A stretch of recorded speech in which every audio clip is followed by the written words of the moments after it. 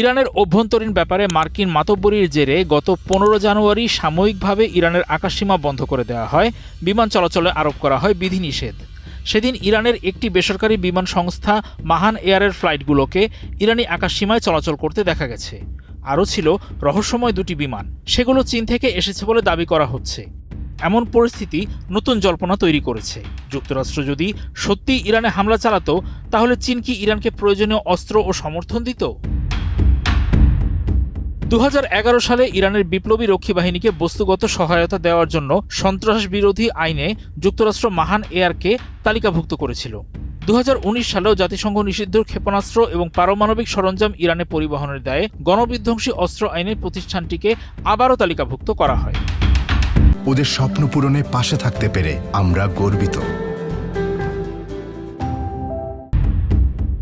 যৌথ মহড়া, গোয়েন্দা তথ্য ভাগাভাগি এবং সামরিক প্রযুক্তি হস্তান্তরের মধ্য দিয়ে চীন ও ইরানের সামরিক সহযোগিতা সময়ের সঙ্গে আরও গভীর হয়েছে। মার্কিন প্রভাব মোকাবেলা এবং আঞ্চলিক নিরাপত্তা জোরদার করার জন্য 2021 সালের কৌশলগত অংশীদারিত্বের মাধ্যমে বিষয়টি আনুষ্ঠানিকভাবে প্রতিষ্ঠিত হয়েছে।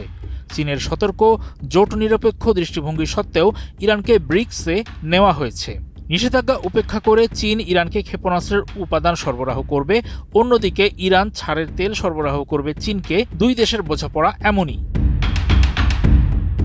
এর আগে ইসরায়েলের সঙ্গে 12 দিনের যুদ্ধের সময় এবং ইসরায়েলের সঙ্গে ফিলিস্তিনি প্রতিরোধ গোষ্ঠীর সংঘাতের সময়ও ইরান তাদের আকাশসীমা বন্ধ রেখেছিল। এবারের পরিস্থিতিতে সহিংসতার কথা শুধু মুখে মুখে থাকলেও আকাশসীমা নিয়ে ইরানের এমন কৌশলগত অবস্থানের প্রভাব বিশ্বজুড়ে বিমান চলাচলে পড়েছিল। ইরান সিদ্ধান্তটি তখনই নিয়েছে যখন কাতারের গুরুত্বপূর্ণ মার্কিন সামরিক ঘাঁটিগুলোতে নানা তৎপরতা দেখা গেছে। সেগুলো সতর্কতামূলক ব্যবস্থা বলে প্রচার করেছিল মার্কিন যুক্তরাষ্ট্র। দেশটি সেখান থেকে নিজেদের কিছু সামরিক কর্মীকে সরিয়ে নিয়েছিল। কুয়েতের মার্কিন দূতাবাসও তাদের কর্মীদের দেশটিতে থাকা একাধিক সামরিক ঘাঁটিতে সফর সাময়িকভাবে বন্ধ রাখার নির্দেশ দিয়েছিল।